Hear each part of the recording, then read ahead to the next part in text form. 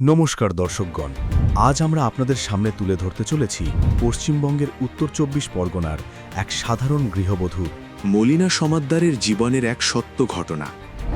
ছোটবেলা থেকেই তিনি ধর্মকর্মে বিশ্বাসী ছিলেন। বাড়িতে লক্ষ্মী পূজা, মনসা পূজা সবই করতেন। শুধু তাই নয়, তিনি অনুকূল ঠাকুরের নাম দীক্ষা নিয়ে প্রায় ১২ বছর ভক্তি সাধনা করেছেন। কিন্তু এত বছর ভক্তি করার পরও তার মনে একটা প্রশ্ন থেকেই গিয়েছিল, আমরা যে ভক্তি করছি তার প্রকৃত উদ্দেশ্য কি? ঠিক সেই সময় তার হাতে আসে জ্ঞানগঙ্গা নামের একটি বই। সেই বই পড়ে তিনি প্রথমবার জানতে পারেন শাস্ত্রভিত্তিক ভক্তির প্রকৃত জ্ঞান। এরপর তিনি গ্রহণ করেন সন্ত রামপালজি মহারাজের নাম দীক্ষা। সন্ত রামপালজি মহারাজের শরণে আসার পর কি তিনি ভক্তি করার প্রকৃত উদ্দেশ্য জানতে পারলেন? চলুন শুনি মলিনা সমাদ্দারের নিজের মুখে তার সম্পূর্ণ অভিজ্ঞতা। নমস্কার দিদি। নমস্কার। আপনার নাম?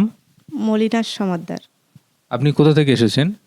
পশ্চিম বাংলা, উত্তর ২৪ পরগনা থেকে।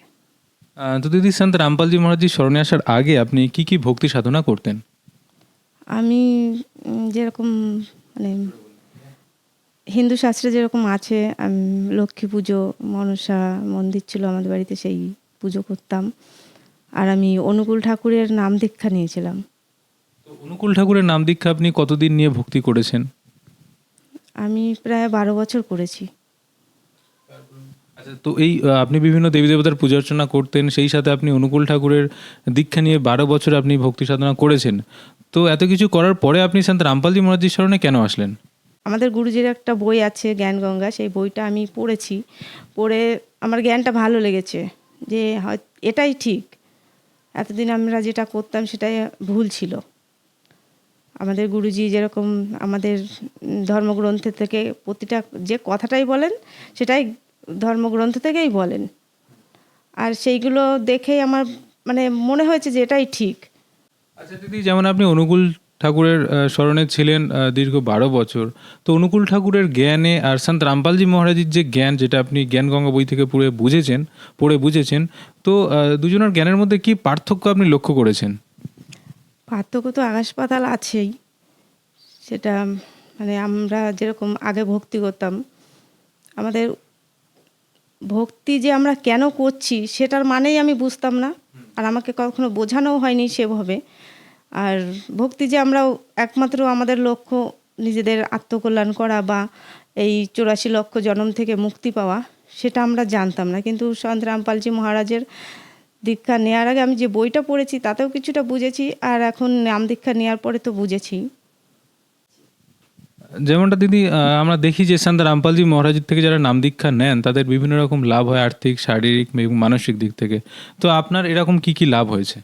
আমার তো মানসিক ঝামেলা ছিল, সেটা তো মিটেছেই। যেরকম অশান্তি হতো সেগুলো এখন আর হয় না। যে আর আমার এমনি অসুবিধা বলতে এমনি সাধারণ আমার মানে রোদ্দুরে, যেরকম আমরা রোদ্দুরে বেরোলেই মাথা যন্ত্রণা হতো, এরকম একটা মাইগ্রেনের ব্যাপার ছিল, সেটা ঠিক হয়েছে। আর ফ্যামিলি ঝামেলাগুলো তো ঠিক হয়েছে, এটাই।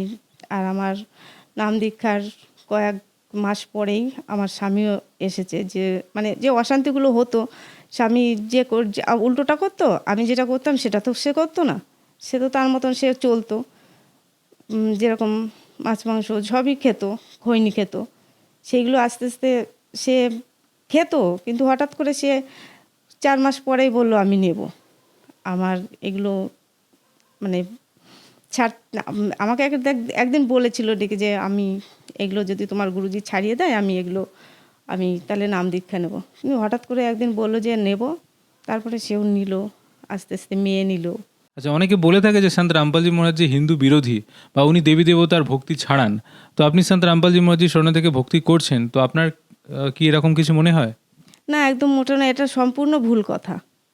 আমাদের সন্ত রামপালজি মহারাজ যে ভক্তির কথা বলেন সেটা পুরোটাই আমাদের শাস্ত্রর আধারেই বলেন, ধর্মগ্রন্থের থেকেই বলেন।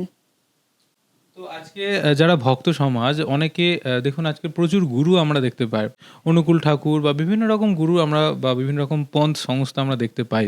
তো একজন সাধারণ ভক্তের জন্য সদ্গুরু বা সঠিক ভক্তি পথ চেনাটা বড় কঠিন বিষয়। তো সেই দিক থেকে তাদের জন্য আপনি কি বার্তা দিতে চান? এটা আমাদের গীতা, আমরা তো হিন্দু, আমরা গীতা সবাই মানি। সেই গীতাতেই লেখা আছে যে যে উল্টো সংসাররূপী একটা বৃক্ষ আছে, সেই গাছের বিবরণ, যে সম্পূর্ণ বিবরণ যে দিতে পারবে সেই হচ্ছে সদ্গুরু। তো সেটা একমাত্র সন্ত রামপালজি মহারাজজি দিয়েছেন। এতেই বোঝা যায় যে সন্ত রামপালজি মহারাজই একমাত্র সদ্গুরু।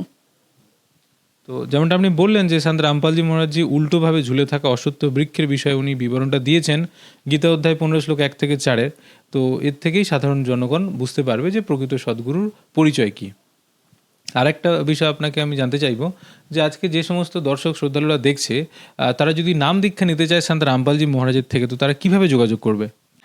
আমাদের টিভিতে যেরকম এক সাধনা চ্যানেল বলে একটা নাম আছে, সেই চ্যানেলে প্রত্যেক দিন 7:30টায় একটা সৎসঙ্গ হয়। সেই সৎসঙ্গ নিচে, চ্যানেলের নিচে একটা হলুদ রঙের লাইন থাকে, সেই লাইনে একটা নাম্বার থাকে।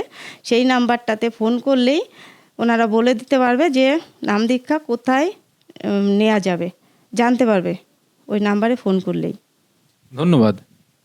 ধন্যবাদ।